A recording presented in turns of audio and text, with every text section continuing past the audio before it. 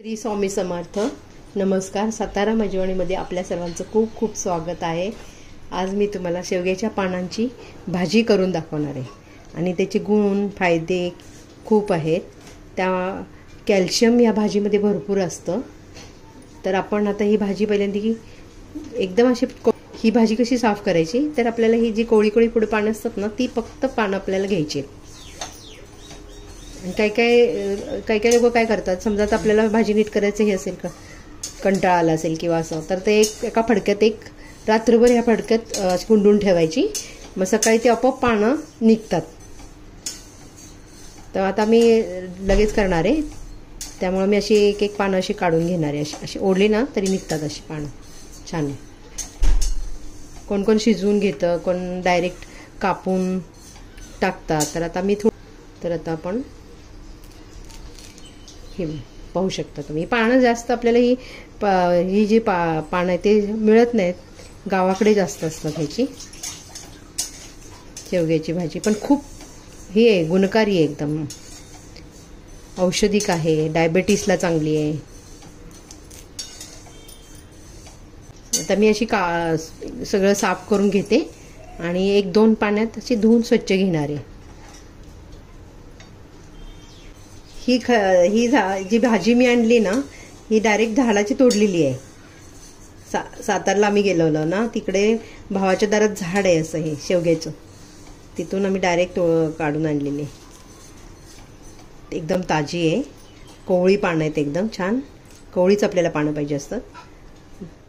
तुम्ही पाहू शकता पानं आता मी सगळी काढून घेतलेली आहे. आता हे मी 2-3 वेळा पाण्यातनं धुवून घेणार आहे स्वच्छ. 2-3 वेळा पाण्यातनं काढून घेते आणि मग तुम्हाला दाखवते. ही पाण्यात घातलेली पानं ही मी पाण्यात घातली आहे. पण ही कसं असतं, पाणी लागत नाही. जसं आळूच्या पानांना कसं पाणी लागत नाही, तसं हे असं असतं.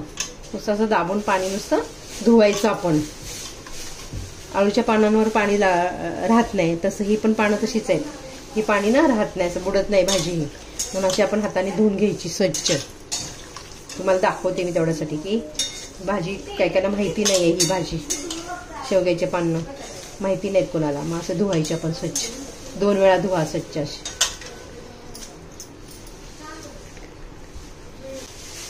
कढई आता गरम करून घ्यायची आपल्याला भाजी करायसाठी. कढई गरम करून घेतली, तेल घालते मी आता. 2 कांदे, मोठे कांदे कापून घेतले. ह्या भाजीला ना कांदा भरपूर घातला ना म्हणजे चव छान येते भाजीला, म्हणून आपण 2 कांदे कापून घेतलेले आहेत.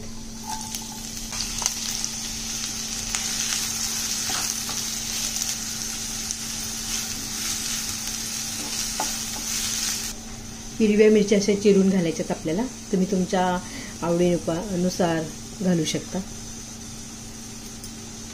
म्हणजे किती तिखट पाहिजे, किती त्या प्रमाणात तुम्ही मिरच्या घाला. ही भाजी धुवून घेतलेली आहे ना, ती मी आता ह्याच्यामध्ये घालते.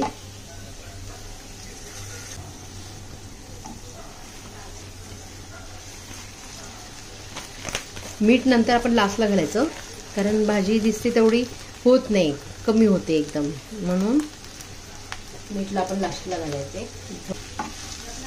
ह्यात जास्त इन्ग्रेडियंट्स नाही आहेत. कांदा, मिरची, पाला आणि ओलं खोबरं, मीठ, बस. छान लागते भाकरीवर भाजी. ही औषधिक आहे, मेन जास्त मिळत नाही. आता आम्ही गावी गेलो तर त्यामुळं मी येताना घेऊन आले.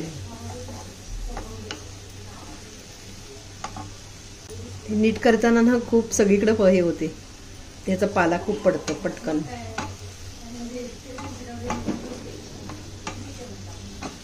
ह्याला तर मी झाकण ठेवते.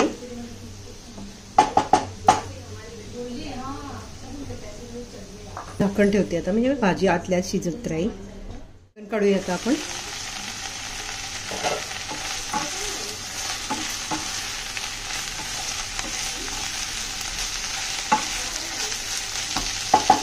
मीठ आपण कमी प्रमाणातच टाकायचंय, कारण भाजी खूप थोडी होते ही नंतर.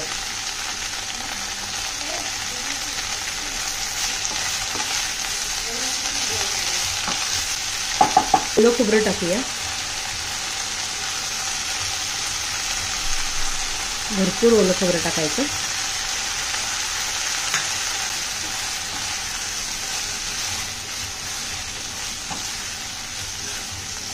आणि एकदम स्लो गॅसवर शिजत ठेवायची थोडा वेळ. शिजवून देऊया. आता एक 5 ते 7 मिनिटं शिजवून घेऊया. ती आपली रेडी झालेली आहे, तुम्ही पाहू शकता. ओलं खोबऱ्यामुळे ती भाजी एकदम छान शिजली जाते. मी सर्व करते आणि तुम्हाला दाखवते.